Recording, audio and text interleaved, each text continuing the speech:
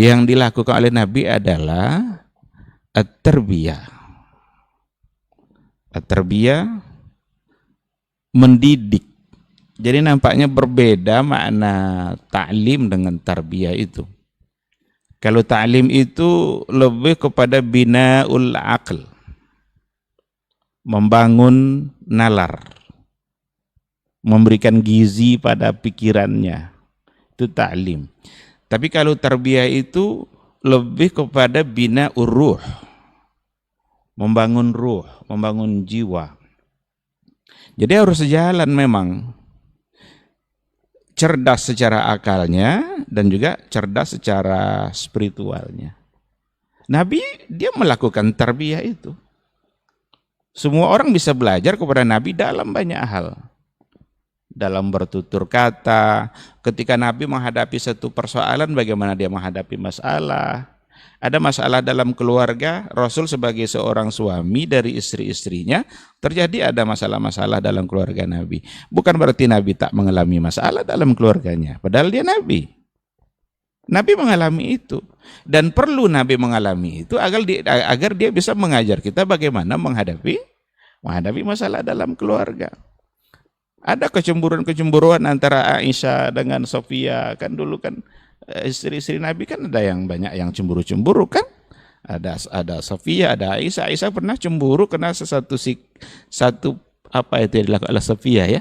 Sofia memberikan makanan kepada Aisyah. Itu datang semacam kecemburuan itu sebagai satu persoalan dan Nabi menghadapi masalah itu. Itu tarbiyah. Bagaimana Nabi membangun, mendidik, tidak hanya sekedar memberikan ilmu saja kepada masyarakat atau kepada para sahabatnya. Dia mentarbiyah secara keseluruhan, menghadapi persoalan dalam kehidupan, bagaimana bersikap dan bertindak, itu semua menjadi bagian dari didikan Rasulullah Shallallahu Alaihi Wasallam kepada para sahabatnya. Maka Nabi itu sebagai sosok yang sempurna, memiliki akhlak baik dalam segala hal, dan akhlak inilah yang dipelajari oleh para sahabat Nabi itu ketika ia bersama-sama dengan Rasulullah Sallallahu Alaihi Wasallam. Dan dalam catatan sejarah tidak ada satupun mereka yang masuk Islam itu karena dipaksa. Yang ada adalah mereka masuk Islam itu karena kagum dengan akhlak Nabi. Ini tarbiyah namanya ini.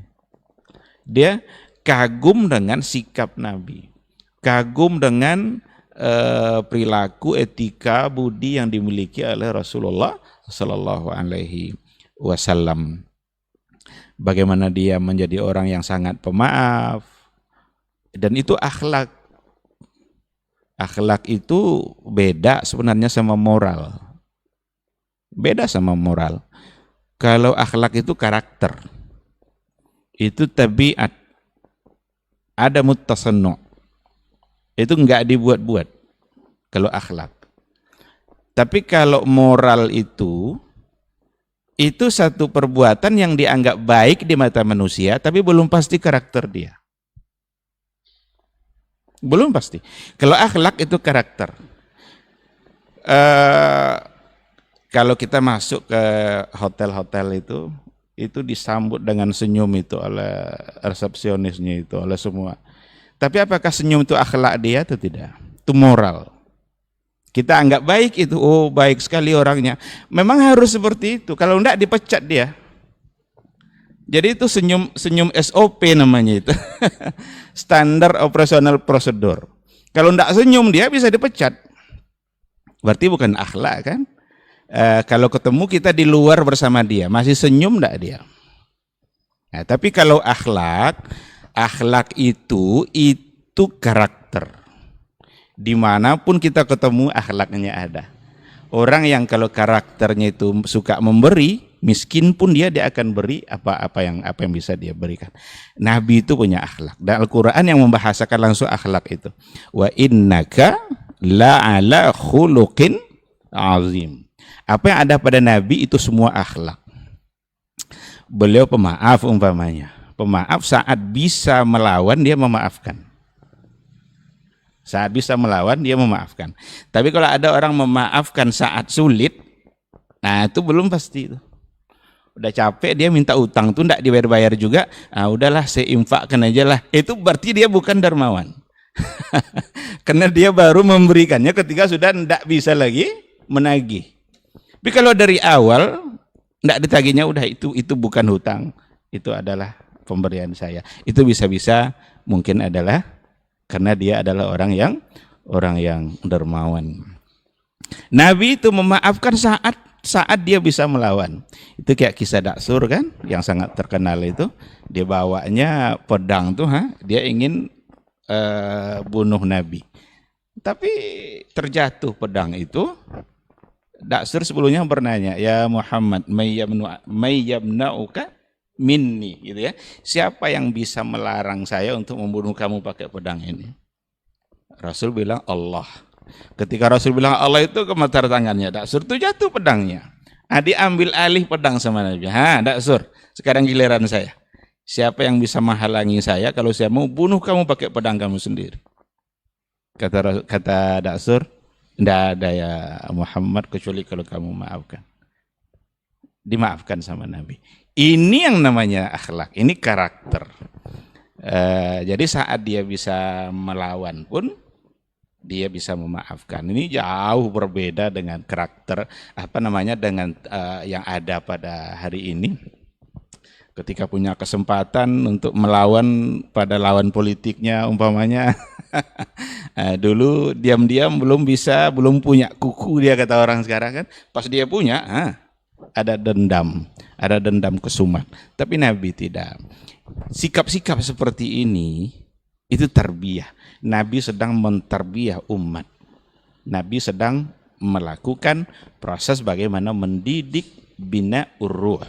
Yang dibangunnya adalah semangat jiwa spiritualitas yang dimiliki oleh para sahabat. Maka selain daripada ta'lim, Nabi juga melakukan tarbiyah. Ini juga yang harus dilakukan oleh kita-kita hari ini. Para da'i, para mubalik, para ulama, para pemimpin. Mari kita belajar kepada Nabi kita. Mari kita mengajar dan mari kita mendidik. Ya, karena mendidik itu sangat-sangat penting sekali. Orang kadang bisa menilai kita dari bagaimana kita berjalan, bagaimana kita berkata, bagaimana seseorang marah, kan seperti itu. Ada yang mengatakan untuk mengukur kesempurnaan akal seseorang itu tengok saat dia marah. Apa yang diucapkannya saat dia marah. Kalau sempat mengucapkan kata-kata yang sama sekali tidak masuk akal, itu akalnya kurang memang. Tapi kalau seandainya dia saat marah pun dia masih terkontrol dan dia mengucapkan kata-kata, bahkan bisa doa. Maka kita tengok kadang tak jarang kita dengar kata-kata doa yang keluar walaupun guru-guru kita sedang dalam keadaan marah. Itu waktu kita belajar tuh, ada kadang yang tidur di belakang, guru marah, ya akhi, kum, barakallahu fiik. Jadi ada doa. Jadi dia marah, tawadda, ukhruj, barakallahu fiik. Dia menunjukkan tidak setujunya, tapi ada doa. Dan itu gambaran dari kesempurnaan akal. Dan doanya doa yang baik. Jangan malah doa-doa yang buruk. Malah yang disebutkan Allah menghancurkan rumah kamu, Allah mengapakan kamu. Itu doa-doa yang justru tidak baik. Maka doa, dan itu adalah doa yang baik. Nah, itu tarbiyah. Masih sedikit lagi ya. Jadi yang pertama adalah ta'lim, yang kedua tarbiyah. Itu yang diajarkan oleh Nabi. Ini harus kita berikan pada generasi kita, pada masyarakat kita. Kalau seandainya kita sebagai seorang guru, tidak cukup hanya dengan mengajar saja, tetapi harus ikutkan dengan tarbiyah. Bangun akhlak mereka itu.